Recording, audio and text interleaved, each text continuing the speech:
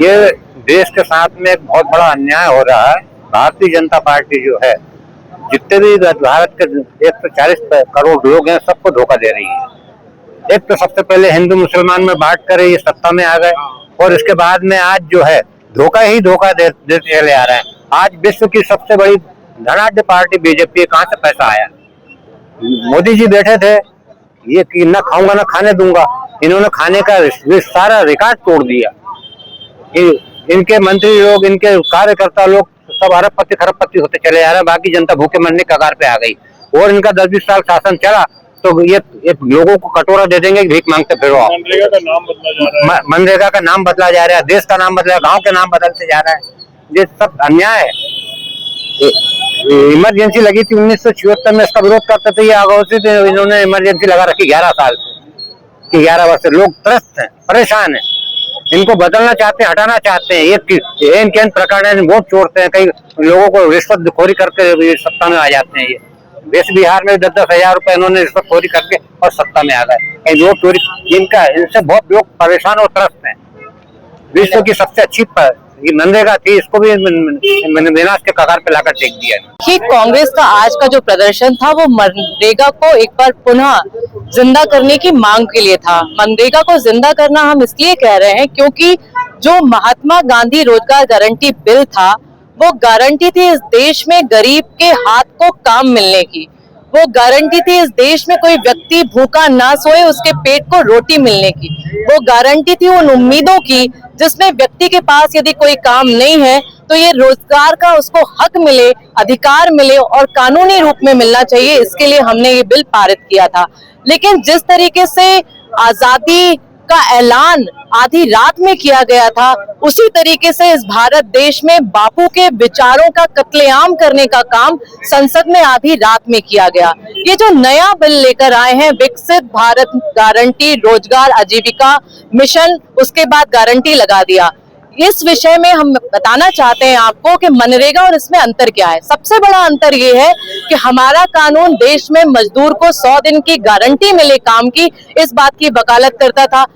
इनका जो कानून है वो बात करता है कि 60 दिन का रोजगार जब देश में कृषि में आवश्यक होती है, मजदूरों की आवश्यकता होती है, तब उन दिनों 60 दिन का रोजगार नहीं देंगे। इसका मतलब ये कि ये गारंटी रोजगार की खत्म करते हैं। दूसरा जो सबसे बड़ी विडंबना है, कल कैलाश विजयवर्गीय जी ने स्वयं इस बात को स्वीकार किया कि चुनाव के समय प्रदेश की सरकारें बड़े-बड़े वादे कर देते हैं, जिसको पूरा करने के लिए हमारे पास आर्थिक व्यय कम हो जाता है। आप इसमें नए कानून में कह रहे हैं कि केंद्र सरकार अब केवल 60% योगदान देगी और प्रदेश सरकार को 40% देना पड़ेगा।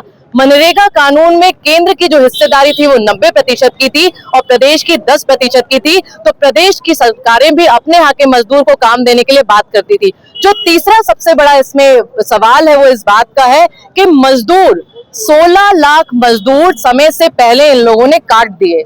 1 महीने के उसमें, ये डाटा हमारा नहीं है। यदि हम पिछले 7 दिनों की बात करें तो केवल 50% मजदूरों को तो आप मनरेगा के माध्यम से काम देकर दिया है। तो किस तरीके से ये काम, जो नया कानून है उसमें केवल राम के नाम को शब्द लाना, राम मेरी आस्था मर्यादा विश्वास का शब्द हो सकते हैं, लेकिन राम की तुलना महात्मा करके इस कानून की आत्मा को खत्म कर देना, इस बात का हम विरोध कर रहे हैं। ऐसा है,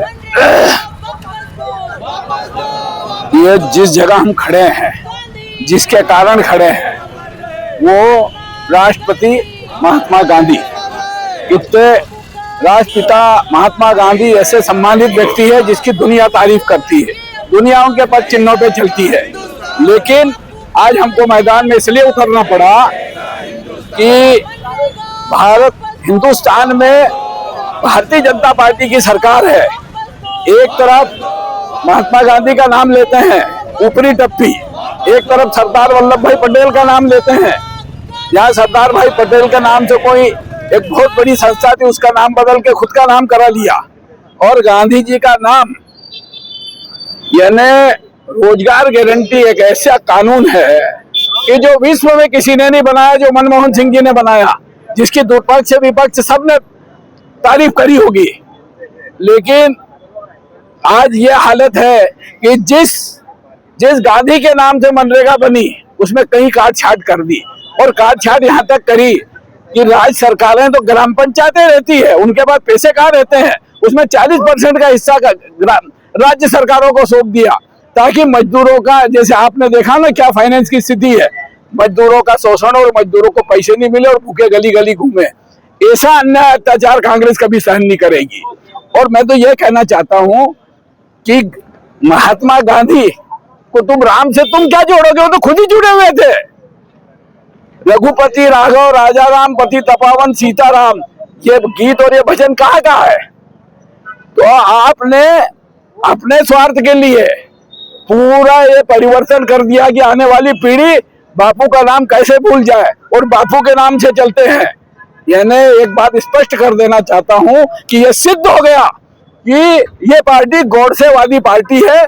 इसने हमेशा लोकतंत्र सही सलामत नहीं रहा, इसका ये विरोध करने वाली पार्टी है। हम इसका पुरजोर विरोध करते हैं और मनरेगा को बहुत विश्लाघी कराएंगे। बहुत बहुत धन्यवाद। बोल सिंघा महाराज की जय। देखिए, महात्मा गांधी जो है हिंदुस्तान की गांव-गांव में हर व्यक्ति के दिल में बसते हैं। आज अगर हिंदुस्तान लोकतंत्र है और हम अपनी बात कहने का अधिकार है तो वो महात्मा गांधी जी के और जो स्कीम का नाम इनने बदला है उसमें राम का नाम लाए हैं।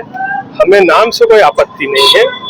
वो व्यक्ति जब गोडसे ने उनको गोली मारी तो राम का नाम लेके वो शांत हुए और आज जो है उनका नाम बदल रहे हैं, इस बात की आपत्ति है। और आपत्ति इस बात की है कि जिस स्कीम के लिए प्रधानमंत्री जी ने सांसद में ये कहा था कि ये जो है हिंदुस्तान का सबसे बड़ा गड्ढा है और इस स्कीम का कुछ नहीं हो सकता, इस स्कीम ने देश का नुकसान किया है, और आज उसी स्कीम को जो है नाम बदल रहे हैं।